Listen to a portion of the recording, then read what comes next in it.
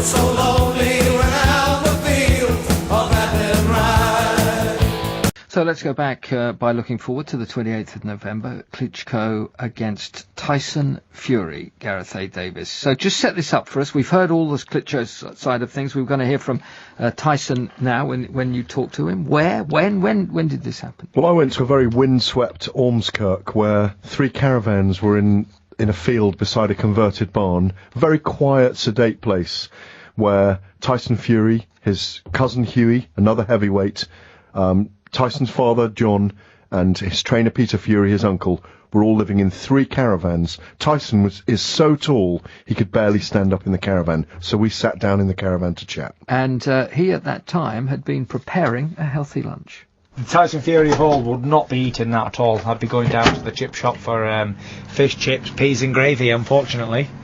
And it would probably taste a hell of a lot better than that. But still, sacrifices have to be made, and my job's got to be done. And I must win this fight. We're just a few weeks away from, I think I can call it the most important fight of your life, no? Yeah, definitely. Apart from the fight that I had when I was born and I died, and that was the biggest fight I ever did have. But up until that point, and now, this is definitely the biggest point and fight in my life. Are you finding that there's so much increased interest around this? Are you finding that a pressure, or are you enjoying it? Because it's a very Spartan camp you're in, and I don't suppose there are a lot of frills involved with the camp. To be honest, I'm enjoying every day. Like I said to my dad on the way back here, I said I finally realised that 27, I realised what it's all about, taking one day at a time, taking life nice and easy, and not worrying about anything. When you let life get on top of you, that's when you get miserable and unhappy. I'm just happy that I'm alive, and I'm batting forward every day. I'm doing what I'm doing. I'm doing what I enjoy, and like you say, there's no spills and frills here. It's just a Spartan regime, and I'm happy. I'm happy with that. And you've done Cannes for training camp, Cannes in France. You've done the middle of the forests in Belgium. We visited you before. You were going to go to the west coast of Ireland, but you're in a field on a part of a farm by a barn, 3 caravans, 5 cars.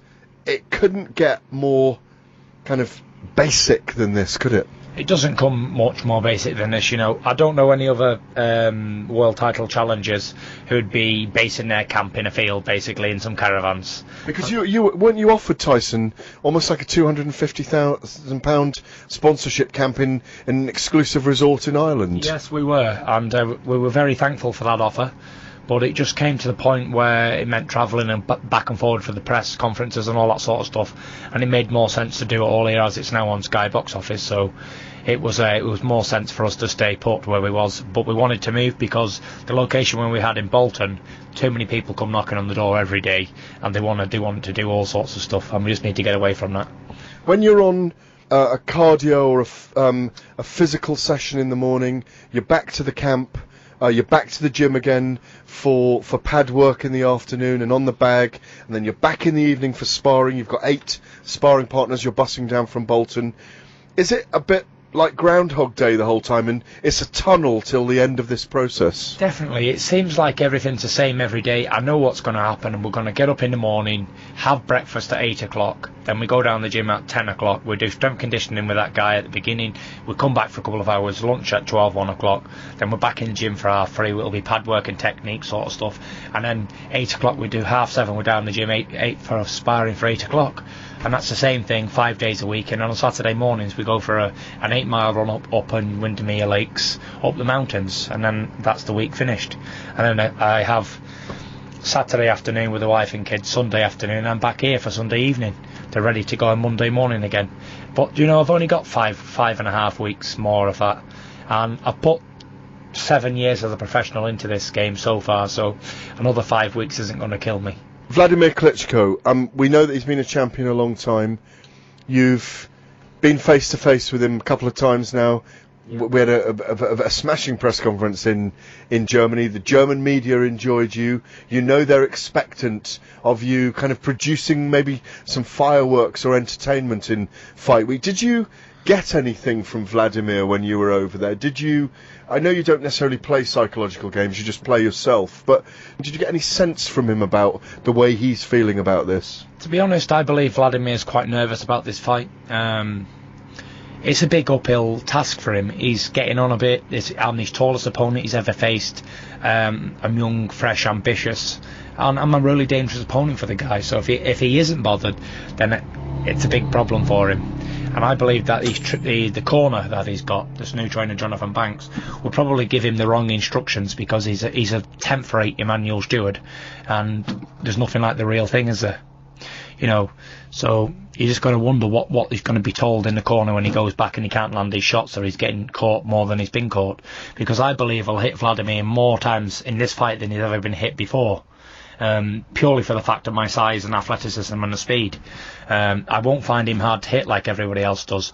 And let's face it, his greatest wins have come over David Hay and Alexander Povetkin. They're both 6'2", 6'3" guys, and them to me, they're small, a lot smaller than I am. And, you know, at 6'9", 205 centimetres, I'm very tall, and I've got a 4-inch reach advantage on him as well.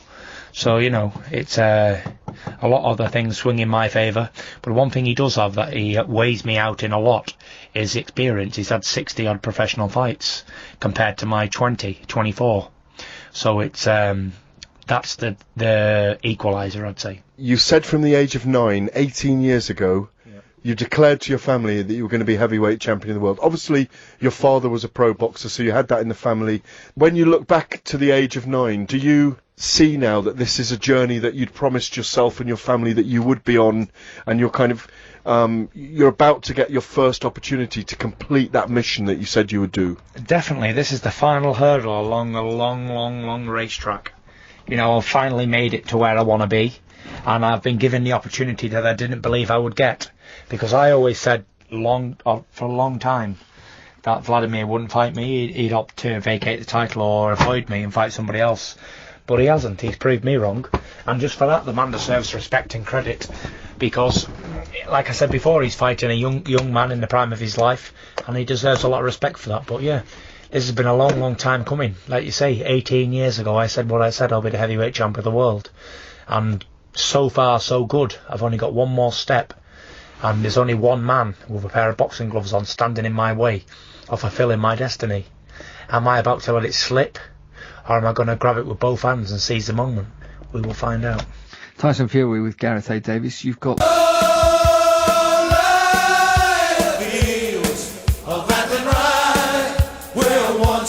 watched the small free bird fly. Our love is on the way. We have dreams and songs to sing. It's so long.